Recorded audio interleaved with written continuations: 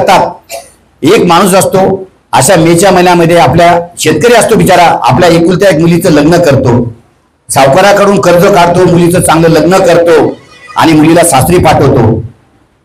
मुलीचं लग्न झाल्यानंतर तो सावकाराचे 4 महिने कुठल्या प्रकारचे कर्ज देऊ शकत नाही, हप्ते देऊ शकत नाही। त्यामुळे तो सावकार एक दिवशी येऊन त्याला खूप काही घरात येऊन बोलतो की तुझी कॅपॅसिटी नव्हती, तुझी अवकात नव्हती, तर मुलीचं लग्न एवढं मोठं करायचं कशाला, तुला काय गरज होती एवढं मोठं लग्न करायची, अरे आपलं छोटं लग्न केलं असतं, गरीबाच्या घरी मुलगी दिली असती, काय झालं असतं। तर ती त्याची पत्नी ऐकते घरात आणि नेमकं त्याच्या 2-4 दिवसांनी दिवाळी असते आणि मुलगी दिवाळीला घरी येणार असते।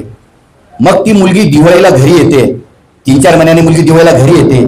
आल्या वडील तिला बस स्टँडला घेऊन येतात, ती वडिलांकडे बघते आणि ते म्हणते पप्पा तुमचा चेहरा इतका का पडलेला आहे, तुम्ही काही आजारी आहेत का, तुम्हाला काही टेन्शन आहे का। ते म्हणतात नाही ग बेटा, मी आता उन्हामध्ये तुला घ्यायला आलो ना म्हणून तसं वाटत असेल। ती मुलगी वडिलांसोबत घरी येते, बॅग घेऊन येते, आई म्हणते कशी बेटा काय, ती म्हणते सगळं राहू दे, माझ्या पप्पांचा चेहरा का झालेला आहे, माझ्या पप्पांशी तू भांडली का, माझे पप्पा का दिसतात असे, माझ्या पप्पाकडे बघितल्यानंतर मला तर रडू येते की माझ्या पप्पांवर काय टेन्शन आहे, तू त्रास दिला काय माझ्या पप्पांना। ती म्हणते नाही ग बेटा, मी 2-3 दिवसापूर्वी सावकार घरी आले होते, तुझ्या लग्नाला जे कर्ज घेतलं त्याचे 4 महिन्यापासून तुझ्या वडिलांनी एकही हप्ता दिलेला नव्हता, तो तुझ्या वडिलांना खूप घालून वगैरे बोलत होता, खूप बोलला, मी ऐकलं। मग ती भावाला म्हणते का रे दादा तू पप्पांना काही लक्ष देत नाही का पप्पांकडे, अरे मी सासरी जाताना तुझ्या हवाली केलं रे, मी पप्पांना रोज बघायची, बीपीची गोळी, शुगरची गोळी, सकाळी उठल्यावर 2 भाकरी टाकून त्याची मी काळजी घ्यायची, तुम्ही दोघांनी माझ्या पप्पाकडे दुर्लक्ष केलं म्हणतो। आपण म्हणतो ना मुलीचं प्रेम काय असतं, अहो चांगला पर्वतासारखा माणूस असला त्या जावयाच्या पुढे हात जोडून रडतो की माझ्या मुलीला सुखी ठेवा। स्वाभिमानी बास कोणाच्या दारात झुकत नाही, पण आपल्या मुलीसाठी पहिले जावयाच्या दारात पायापुढे लोटंगण घालतो की माझ्या मुलीला सुखी ठेवा, माझ्या मुलीला सांभाळा।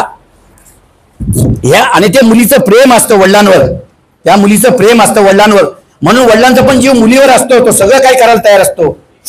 मग ती मुलगी म्हणते पप्पा आता उद्या पाडवा आहे, तुम्ही 3 दिवसापासून जेवला नाहीत ना, मी आता माझ्या हाताने संध्याकाळी स्वयंपाक करते आणि तुम्हाला व्यवस्थित जेवण खाऊ घालते। ती मुलगी स्वतःच्या हाताने संध्याकाळी वडिलांना बोलवते, म्हणते तुम्ही माझ्या हाताने भरपूर जेवा। जेवल्यानंतर वडील म्हणतात 9:30-10 वाजले बेटा तू झोप, मी गावात फिरून येतो। तो म्हणतो नाही पप्पा तुम्ही इथेच झोपा, मी तुमच्या उशिराजवळ बसणार, कारण मला माहिती आहे तुम्ही इथेच बसा, मी तुमच्या जवळ बसेल आणि सकाळी पाडवा आहे, तुम्हाला मी ओरड्याशिवाय बाहेर जाऊ देणार नाही। सकाळी पाडवा होत असतो, मुलगी बिचारी रात्रभर वडिलांच्या उशीजवळ बसून रडत बसते, तिला लक्षात येतं आपल्या वडिलाला काय त्रास आहे, ती बघते सगळी, आई झोपून जाते, भाऊ झोपून जातो, फक्त एक मुलगी असते की जिचा जीव आपल्या बापामध्ये असतो, ती बसलेली असते बाजूला। ती सकाळी पाडव्याच्या दिवशी सगळे आंघोळ वगैरे करून वडिलांना म्हणते पप्पा तुम्ही आज चांगले नवीन कपडे घाला बरं, दाढी वगैरे करा, मला आज तुम्हाला ऑप्शन करायचं, आज पाडव्याचं तुम्हाला मी ऑप्शन करणार आहे। तिचे वडील बिचारे सगळे दाढी वगैरे करून व्यवस्थित नवे कपडे घालून येतात, ते ऑप्शन करायला बसणार, ती मुलगी म्हणते पप्पा आज तुम्ही किती छान दिसतायत, तुम्ही नवीन कपडे घातले, दाढी केले की किती छान वाटतायत आज। नाही गे बेटा तू आली ना आज, तुला घाण आलेला तुझा पप्पा आवडत नाही ना, मी म्हणून आज सगळे चांगले कपडे तुझ्यासाठी घातले। ती मुलगी ज्यावेळेला आपल्या घटना बघा, ती मुलगी जेव्हा ताट आपल्या वडिलांना ऑप्शन करायला घेते ना, तिच्या लग्नात मिळालेले सगळे दागिने, तिला काय सासरवाडीचे असलेले पैसे सगळे ती त्या ताटामध्ये टाकते आणि ताट असं वरती धरून आपल्या वडिलांना ऑप्शन करते, वडिलांना ऑप्शन करते, गंध लावते, साखर देते। वडील बिचारे कुठून तरी कोपऱ्यातून 100ची नोट काढायला मुलीच्या ताटाकडे हात पसरवतात। त्यावेळेला ती मुली म्हणते पप्पा तुम्ही आयुष्यात आमच्यासाठी खूप काही खस्ता खाल्ल्या, खूप व्याजाने पैसे काढले, खूप सगळ्यांपुढे हात पसरले, आज आज मी तुम्हाला हात पसरू देणार नाही। ही मुलगी तुम्हाला आज सगळे दागिने माझे पैसे हे सगळे देऊन पहिले सावकाराचे पैसे द्या आणि पहिले तुमच्या मनात जो आत्महत्याचा विचार आहे ना तो सोडून द्या। मी बघते तुम्ही आत्महत्या करण्याचा प्रयत्न करतायत, पप्पा तुम्ही ते करू नका, माझी तुम्हाला हात जोडून विनंती आहे, नाहीतर मी माझ्या सासरे कधीच सुखी राहू शकणार नाही। हे ज्या वेळेला म्हणतात त्यावेळेला त्या बापाच्या अंतःकरणातून पाझर फुटतो आणि अशा मुलीचे लोक भ्रूण हत्या करतात। अरे हे पाप कुठे फेडाल तुम्ही, लक्षात ठेवा, ज्या घरातली महिला सुखी नसते ना त्या घरात लक्ष्मी कधीच नांदणार नाही। ज्या घरामध्ये महिला सुखी आहेत त्या घरात लक्ष्मीची नेहमी भरभराट होत राहील. पण आजकालच्या लोक भौगोलिक सुखाच्या मागे लागून महिलांना एवढा त्रास देताना, अहो मुलीसारखं तर त्या तुकाराम महाराजाच्या गाथ्यामध्ये महाराज म्हटलेलं आहे, कन्यादान पृथ्वीदाना समान. म्हणजे याच्यात नाहीये, तुकाराम महाराजांच्या गाथ्यामध्ये लिहिलेलं आहे. कारण मी इंजिनियर जरी असलो तर मी अध्यात्माचा खूप वारसा आहे, आमच्या महाराजांचे आम्हाला खूप आशीर्वाद असतात. तर तुकाराम महाराजांच्या गाथ्यामध्ये दिलंय, एका मुलीचं लग्न करणं म्हणजे एका पृथ्वीदान केल्यासारखं पुण्य मिळतं. बघा, ज्याला 4-5 मुली आहेत ना, मी सांगतो तो माणूस जगातला सगळ्यात श्रीमंत आहे. आणि लक्षात घ्या, मुलगी जन्माला ज्या दिवशी येते ना, तिच्या आयुष्याचं सगळं प्रारब्धाची व्यवस्था करून देत असते. आपण लोक उगाच म्हणतो तिचं शिक्षण, तिचं लग्न. अरे तुम्ही काहीच नाही करणार, तुम्ही फक्त नावाला आहेत. तुम्ही फक्त तिचा सांभाळ करा.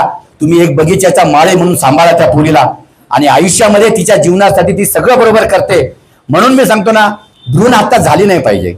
घरात सासू सुनांनी पण असं वागलं पाहिजे की त्यांच्यामध्ये कधी वादविवाद झाला नाही पाहिजे. अरे परक्याची पोर आली, ती पण 8-10 दिवस नवीन नवीन असते. 21 वर्ष आई वडिलांना सोडून जी मुलगी तुमच्या घरी येते ना, विचार करा, तिला पण ऍडजस्ट व्हायला काही दिवस वेळ लागतो. तिला ऍडजस्ट करून घ्या. कधी चुकत असेल अरे समजून घ्या, पण तेवढ्या गोष्टीसाठी कुठल्या मुलीचा छळ करू नका, कधी हुंडाबळी करू नका.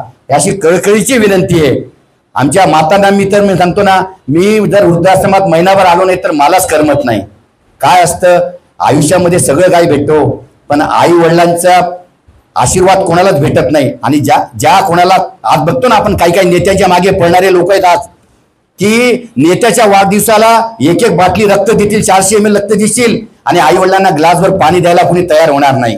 त्याला सांगा, त्याला लाज वाटते की काय पाणी द्यायचं. अशी आपली पिढी होते. म्हणून सगळ्या मातांना मला सांगायचंय की आई ही सगळ्या घराची पहिली विद्यापीठ असते. आणि आईच्या संस्कारावर बाप सुद्धा चांगला वागू शकतो, मुलगा तर वागतो, पण एका घराला पूर्ण घडवायची, शाळा घडवायची ह्या माझ्या मातांमध्ये शक्ती येते. त्यामुळे सगळ्या मातांना मी नेहमी, माई अहिल्याबाई, जिजाऊ होळकर, आपलं माता रमाई, सगळ्यांची तुम्ही एक उदाहरण आहेत. बघाल आपला इतिहास काय सांगतो आज, त्या इतिहासाला तुम्ही इतक्या म्हणजे काय म्हणतो चंडिका माता आहेत.